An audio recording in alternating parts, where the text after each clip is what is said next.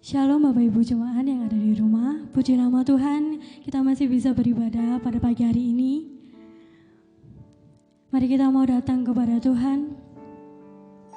Kita mau naikkan pujian kepada Tuhan. Haleluya Yesus.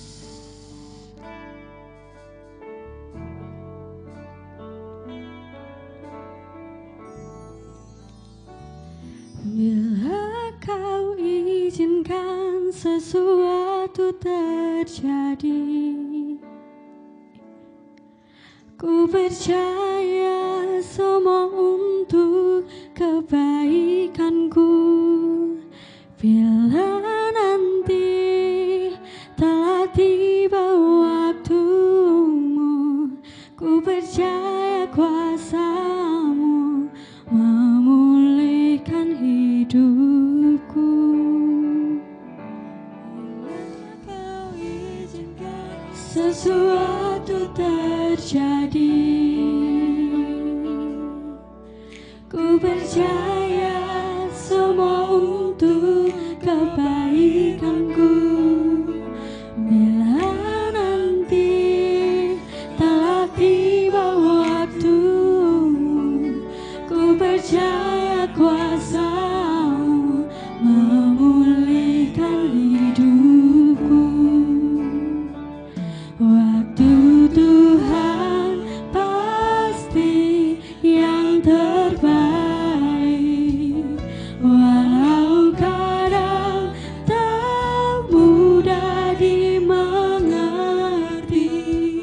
Lewati cobaan, ku tetap percaya waktu Tuhan pasti yang terbaik.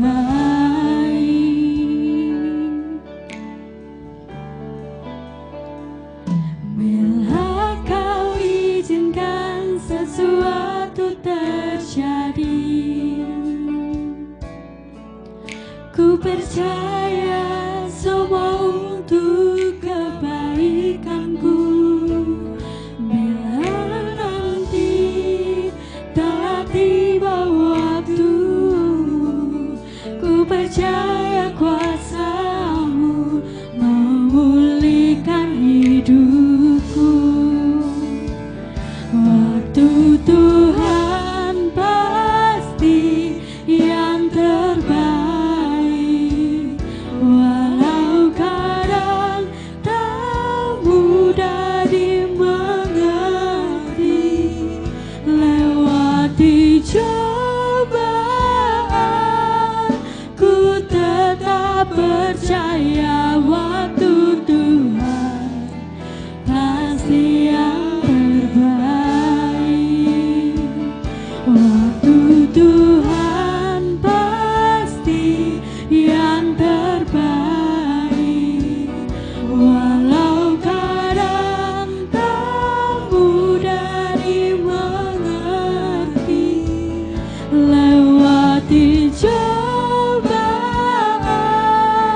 ku tetap percaya waktu Tuhan pasti yang terbaik. Lewati cobaan, ku tetap percaya waktu Tuhan pasti yang terbaik. Lewati cobaan, ku tetap percaya waktu Tuhan pasti yang terbaik. Haleluya Yesus. Haleluya Tuhan. Haleluya Yesus. Sungguh kami mengucap syukur Tuhan, sungguh kami mengucap syukur atas berkat-Mu Tuhan pada kita semua Tuhan. Hingga hari ini Tuhan kami bisa beribadah Tuhan. Kami serahkan Tuhan ibadah ini ke dalam tangan-Mu Bapa. Urapi kami dengan kuasa Roh-Mu. Di dalam nama Tuhan Yesus kami sudah berdoa. Amin.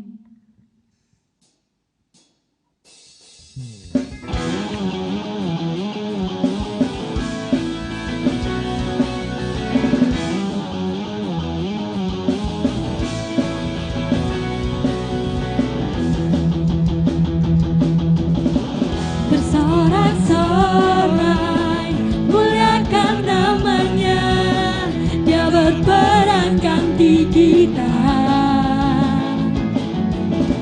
Bertepuk tangan, muliakan namanya, dan selamatkan jiwa kita.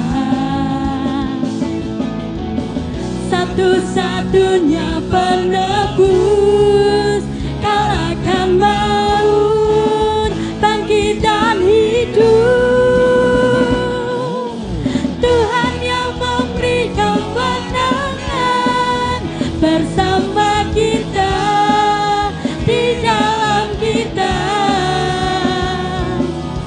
Masuk dalam kemuliaannya, Dia perlindungan dan pengharapan.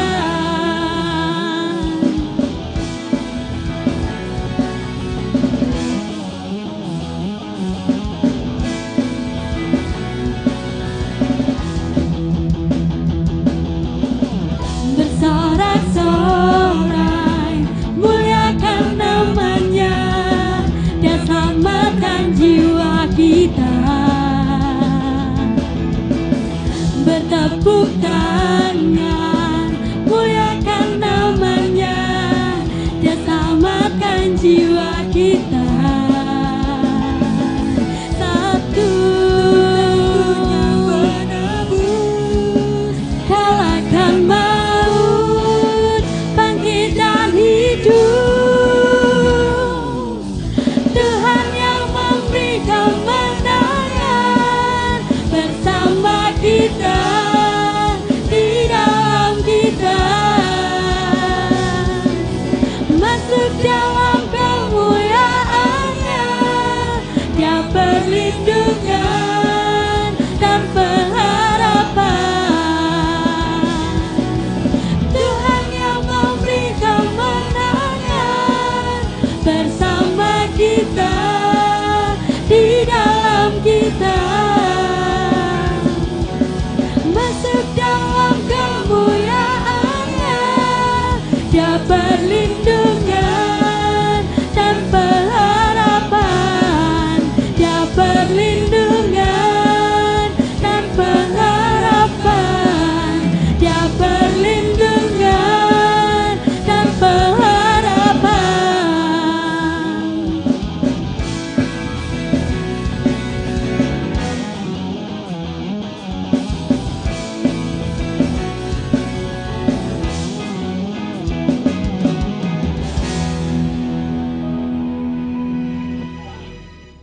Selamat pagi Bapak Ibu sidang jemaat yang dikasihi oleh Tuhan. Pagi hari ini kita bisa kembali bertemu walaupun melalui media streaming, tapi itu tidak mengurangi sukacita dan kebahagiaan kita oleh karena kita masih diberi kesempatan untuk beribadah kepada Tuhan. Pagi hari ini Bapak Ibu, saya ingin bicara tentang satu tema, yaitu melihat apa yang tak tampak. Melihat apa yang tidak kelihatan. Nah, tema khotbah pagi hari ini saya dasarkan dari teks di dalam 2 Raja-Raja pasal 6 ayat 15 sampai dengan ayat yang ke-16. Nah, saudara, bicara tentang melihat apa yang tak tampak, kita semua tahu bahwa manusia oleh Tuhan diberikan panca indera, dan indera yang saya pikir paling penting adalah penglihatan. Karena dengan indera penglihatan ini kita bisa melihat segala sesuatu yang memungkinkan kita kemudian bisa beraktivitas. Bahkan dengan indera penglihatan ini kita bisa menikmati keindahan, kita bisa melihat hal-hal yang luar biasa di sekitar kita, dan kita kadangkala takjub dan kagum dari apa yang kita lihat. Tetapi kita juga sadar bahwa kadangkala apa yang kita lihat itu sebetulnya bukan kejadian yang real, yang nyata, karena ada banyak bias, manipulasi di dalam apa yang menjadi penglihatan itu sendiri.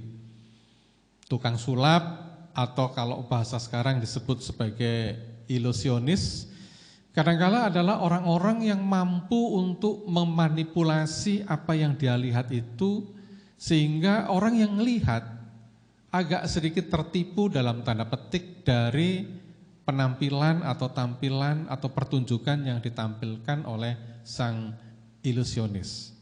Semakin canggih seorang ilusionis memanipulasi cara pandang, cara melihat dari penontonnya, maka semakin banyak penggemar dan fans yang mencintai mungkin dari sang ilusionis itu. Nah, berangkat dari pemahaman ini, apa yang tes katakan tentang kemampuan kita untuk melihat?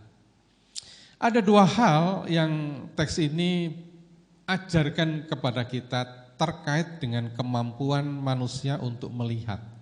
Saya akan bacakan pada ayat yang ke-15, Bapak Ibu. Di dalam ayat yang ke-15 dikatakan begini, ketika pelayan abdi Allah bangun pagi-pagi dan pergi keluar, maka tampaklah suatu tentara dengan kuda dan kereta ada di sekeliling kota itu. Lalu berkatalah bujangnya itu kepadanya, celaka tuanku, apakah yang akan kita perbuat? Teks ini berangkat dari sebuah kisah bagaimana kerajaan Israel pada waktu itu memiliki musuh dari bangsa yang lain. Di dalam pertemuan-pertemuan antara orang-orang Israel dengan konflik dengan bangsa tersebut, kerap kali orang-orang Israel ini mendapat keuntungan-keuntungan dari nasihat-nasihat yang disampaikan oleh Elisa kepada Raja Israel. Akibatnya Raja bangsa yang menjadi musuh orang Israel ini agak sedikit marah, mungkin bukan agak sedikit tapi memang marah dan bertanya, di manakah orang yang seringkali memberikan petunjuk kepada Raja Israel sehingga mereka setiap kali bisa lolos dari jebakan-jebakan yang kita buat. Kasarnya begitulah. Singkat kata, kemudian mereka menemukan bahwa yang membuat Raja Israel ini mendapatkan keuntungan dari konflik itu adalah atas nasihat Nabi Elisa. Sehingga singkat kata kemudian prajurit-prajurit bangsa tersebut dikerahkan, dikirim untuk mengepung di mana Nabi Elisa itu tinggal. Nah, peristiwa pengepungan itulah, ketika peristiwa pengepungan itu terjadi, pagi-pagi sekali abdi Allah itu bangun. Bujang Nabi Elisa ini bangun dan melihat. Itu sebabnya Alkitab katakan tampaklah suatu tentara dengan kuda dan kereta ada di sekeliling kita. Ini yang saya katakan bahwa orang ini, bujang ini memiliki kemampuan untuk melihat secara jasmani. Dia ngelihat ada ribuan tentara mungkin. Dia melihat ada ratusan kuda-kuda mungkin. Dan ini adalah kemampuan dari bujang itu untuk melihat situasi secara jasmani. Bukankah kita juga punya kemampuan seperti ini? Kemampuan untuk melihat secara jasmani. Kita bisa melihat apa yang terjadi di sekeliling kita, kita bisa melihat apa yang ada di sekitar kita. Tetapi teks ini juga mengajarkan bahwa seseorang itu tidak hanya memiliki kemampuan untuk melihat secara jasmani, tetapi juga ada kemampuan untuk melihat secara rohani. Ayat ke-17, saya akan bacakan. Lalu berdoalah Elisa, ya Tuhan, bukalah kiranya matanya supaya ia melihat. Maka Tuhan membuka mata bujang itu sehingga ia melihat. Tampaklah gunung itu penuh dengan kuda dan kereta berapi sekeliling Elisa. Yang kedua, teks ini mengajarkan kepada kita bahwa ternyata manusia sebetulnya juga diberikan kemampuan untuk melihat hal-hal yang rohani. Ketika bujang itu ketakutan, khawatir, cemas karena melihat yang jasmani, ada banyak tentara yang mengepung dia, maka kemudian Elisa berdoa agar Tuhan membuka mata rohani bujang ini, dan ketika Tuhan membuka mata rohani bujang ini, si bujang ini melihat bahwa yang mengelilingi Elisa itu jauh lebih besar, jauh lebih banyak daripada tentara yang mengelilingi Elisa tersebut. Artinya apa sih? Artinya teks ini mengajarkan kepada kita ternyata bahwa manusia itu juga diberi kemampuan untuk melihat secara rohani. Bisa menembus sebuah dimensi rohani dan melihatnya. Inilah yang saya katakan bahwa manusia itu sebetulnya memiliki dua kemampuan untuk melihat. Manusia mampu untuk melihat secara jasmani, tapi juga mampu untuk melihat secara rohani. Suatu kali saya merenung, kenapa sih orang Kristen itu setiap kali berdoa kok harus memejamkan mata? Dalam konteks ini saya bisa paham bahwa dengan memejamkan mata artinya kita sedang belajar untuk mengasah kepekaan cara pandang rohani kita. Dengan memejamkan mata kita bisa melihat kira-kira ke depan, di depan kita secara rohani terbentang situasi yang kayak apa. Nah, ini yang diajarkan oleh teks kita ini.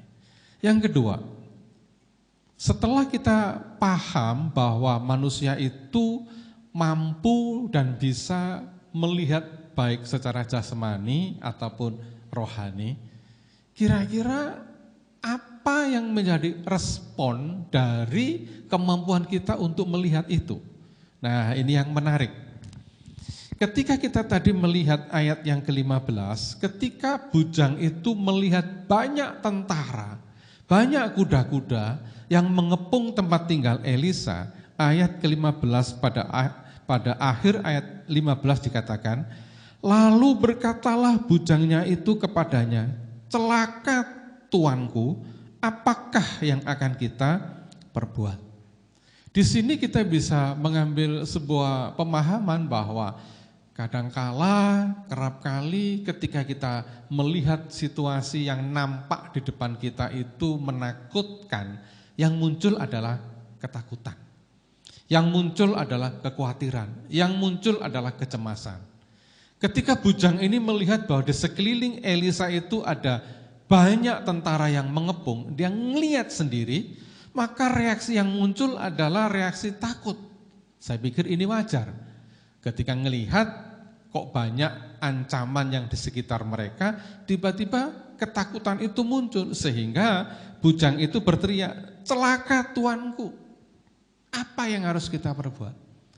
Saudara, bukankah kita juga seringkali mengalami kondisi yang kayak begini? Ketika persoalan itu ada di depan kita, ketika pergumulan itu kita bisa ngerasa, kita bisa lihat, kita bisa pandang ada di depan kita. Respon yang muncul adalah takut. Iya ya, apa yang harus aku kerjakan? Apa yang harus aku lakukan? Kenapa harus ini terjadi? Lihat, saya dikelilingi oleh berbagai macam mara bahaya. Dan ini yang terjadi. Reaksi dari apa yang bisa kita lihat, pandangan-pandangan secara jasmani tersebut. Tetapi perhatikan, apa dampak dari orang yang punya kemampuan untuk melihat hal-hal yang rohani? Perhatikan ayat yang ke-16, kata Elisa. Jawabnya, ayat 16, jangan takut, sebab lebih banyak yang menyertai kita daripada yang menyertai mereka. Ketika Elisa memiliki kemampuan untuk melihat secara rohani, kemampuan untuk melihat menembus batas-batas jasmani kemudian masuk ke dalam dimensi rohani, maka Tuhan mengatakan, teks ini mengajarkan Elisa mengalami yang namanya ketenangan. Sehingga Elisa berkata, jangan takut. Bahwa yang menyertai kita jauh lebih hebat dari persoalan yang ada. Bahwa yang bersama dengan kita jauh lebih banyak dari ancaman tantangan yang ada di depan kita. Nah, saudara, kita bisa tahu sekarang bahwa orang yang memiliki kemampuan melihat secara rohani, mempunyai kemampuan melihat dalam dimensi iman, adalah orang-orang yang tidak takut terhadap persoalan-persoalan yang ada di sekitar mereka. Hari ini kita semua paham kita punya berbagai macam ketakutan, kekhawatiran, entah tantangan ekonomi, tantangan kesehatan, tantangan-tantangan yang lain, dan seakan-akan persoalan itu begitu dekat dengan kita, seakan-akan bahwa masalah itu hampir mepet di wajah kita mungkin. Tetapi kalau kita punya pandangan dimensi iman, kalau kita bisa melihat secara rohani bahwa di balik perkara-perkara jasmani ini ada tangan Tuhan yang menopang kita, ada jaminan daripada Tuhan yang melindungi kita, maka firman Tuhan akan berkata, engkau tidak akan takut. Elisa dengan jelas berkata, jangan takut. Kenapa? Karena yang menyertai kita jauh lebih banyak dari musuh yang ada di hadapan kita. Nah, persoalannya sekarang, bagaimana caranya supaya kita bisa memiliki kemampuan untuk melihat secara rohani? Kan begitu. Kalau untuk melihat kemampuan secara jasmani, secara kodrat, natur, kita semua udah punya. Kita semua sudah bisa melihat secara jasmani. Tapi bagaimana kita bisa memiliki kemampuan melihat secara rohani? Bagaimana kita bisa memiliki cara pandang dalam dimensi iman? Apa yang harus kita lakukan? Kembali teks ini mengajarkan kepada kita. Yang pertama, yang harus kita lakukan agar kita itu punya cara pandang secara rohani, cara pandang dalam dimensi iman. Saya akan ajak ayat yang ke-16, saya akan bacakan. Perhatikan ayat ke-16 mengatakan begini. Jawabnya, jangan takut, sebab lebih banyak yang menyertai kita daripada yang menyertai mereka. Kalimat yang mengatakan bahwa sebab lebih banyak yang menyertai kita daripada yang menyertai mereka. Bukankah ini bicara tentang iman? Elisa punya iman bahwa sebanyak-banyaknya tentara yang mengelilingi saya, tetapi masih lebih banyak tentara yang melindungi saya, tentara yang dari Tuhan. Ini bicara masalah iman. Artinya apa sih? Hal pertama yang harus kita lakukan agar kita mampu untuk melihat secara rohani, melihat dalam dimensi iman adalah kita harus punya iman itu sendiri. Bukankah Ibrani pernah berkata, Ibrani 11 ayat pertama, iman adalah bukti dari apa yang tidak kita lihat secara jasmani artinya. Tapi secara rohani, iman mampu melihat apa yang terjadi di sekitar kita. Itu sebabnya bagaimana cara kita untuk bisa memiliki kemampuan melihat secara rohani? Miliki iman. Miliki iman bahwa di depan sana ada sesuatu yang jauh lebih baik daripada tantangan-tantangan yang ada di hadapan saya. Itu yang membuat kita memiliki keberanian untuk menjalani hidup ini. Iman yang pertama. Yang kedua, ayat ke-17 berkata begini, lalu berdoalah Elisa, ya Tuhan, bukalah kiranya matanya supaya ia melihat. Maka Tuhan membuka mata bujang itu sehingga ia melihat. Tampaklah gunung itu penuh dengan kuda dan kereta berapi sekeliling Elisa. Yang kedua, berdoa. Berdoa memohon kepada Tuhan agar mata iman kita itu dipertajam, agar Tuhan memberikan kemampuan kepada kita untuk mampu melihat perkara-perkara yang rohani. Perkara-perkara rohani yang jauh di depan sana, yang melampaui segala apa yang nampak di dekat kita. Itu sebabnya saudara terkasih, kalau kita rindu untuk memiliki kemampuan melihat secara iman, rindu untuk memiliki kemampuan melihat dalam perspektif iman, dua hal ini yang harus kita lakukan. Punya iman kepada Tuhan dan berdoa. Nah, kalau kita sudah memiliki kemampuan untuk melihat secara rohani, kalau kita sudah memiliki kemampuan untuk melihat dalam perspektif iman, apa yang harus kita lakukan atau apa yang kita dapatkan? Maka yang akan terjadi adalah sama seperti yang dialami oleh Elisa ini. Kita tidak pernah takut menghadapi ancaman, bahaya, tantangan yang ada di sekitar kita. Sehebat apapun hambatan itu, sehebat apapun bahaya yang ada di sekitar kita, seseram apapun bahaya yang bisa kita lihat, kalau kita mampu melihat secara iman, kita akan mengalami ketenangan. Kenapa? Karena kita bisa melihat bahwa tangan Tuhanlah yang menopang kita. Saya jadi ingat, saudara terkasih, ketika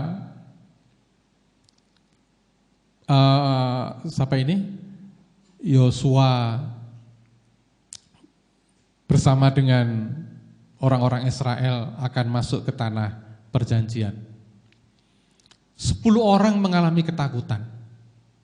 Kita nggak mungkin bisa menang, kita nggak mungkin bisa mengalahkan, kita nggak mungkin bisa begini dan sebagainya. Tetapi Yosua yang memiliki pandangan iman, yang memiliki cara pandang iman, perspektif iman, Yosua berkata, jangan takut, yang menyertai kita lebih besar daripada yang menyertai mereka. Nah saudara, ini yang ingin saya sampaikan, bahwasanya kita perlu mampu untuk melihat segala sesuatu di sekitar kita dengan perspektif iman, dengan cara pandang iman. Kalau kita mampu memiliki perspektif cara pandang iman, melihat secara rohani, tidak ada persoalan yang perlu kita takutkan. Tidak ada problem yang tidak bisa kita selesaikan. Karena dengan iman kita bisa tahu bahwa tangan Tuhan menopang kehidupan kita. Haleluya Yesus. Haleluya Yesus. Terima kasih Tuhan.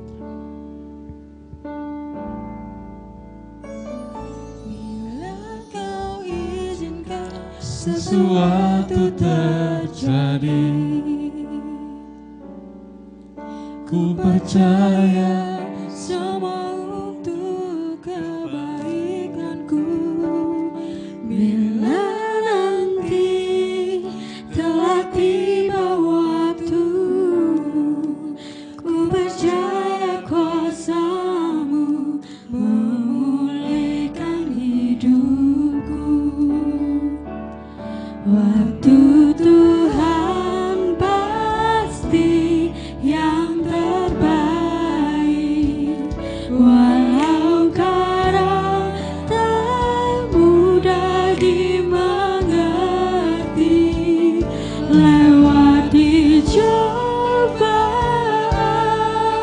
ku tetap percaya waktu Tuhan pasti yang terbaik.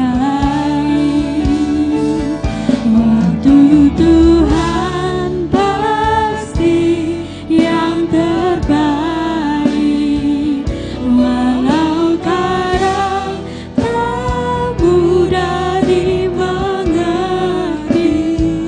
Lewati cobaan, ku tetap percaya waktu Tuhan pasti yang terbaik.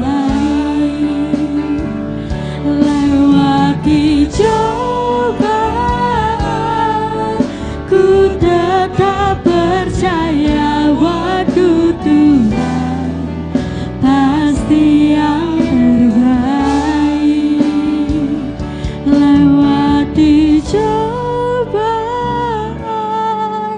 ku tetap percaya waktu Tuhan pasti yang terbaik.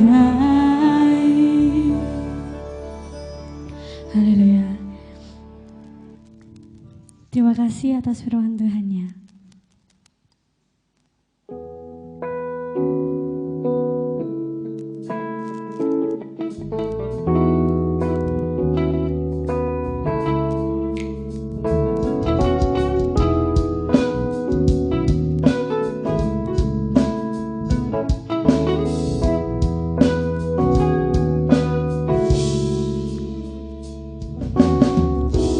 Tuhanlah kekuatan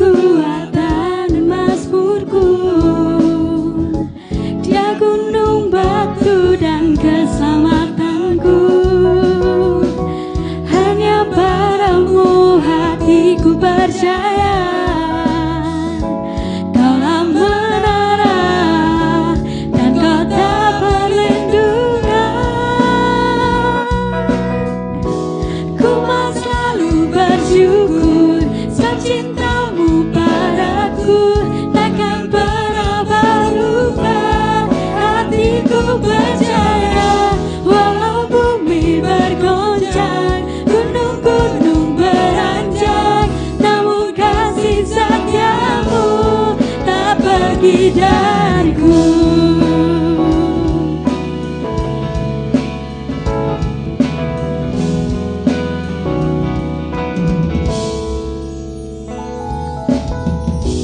Tuhanlah kekuatan dan mazmurku,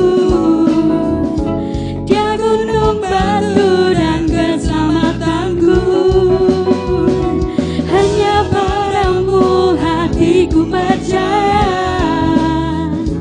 Kaulah menara dan kota perlindungan. Ku mau selalu bersyukur sebab cintamu padaku takkan pernah berubah. Hatiku percaya walau bumi bergoncang, gunung-gunung beranjak, namun kasih setiamu tak pergi dariku. Ku mau selalu bersyukur sebab cintamu padaku takkan pernah berubah. Hatiku percaya walau bumi bergoncang, gunung-gunung beranjak, namun kasih setiamu tak pergi dariku. Kasih setiamu tak pergi dariku. Kasih setiamu tak pergi dariku.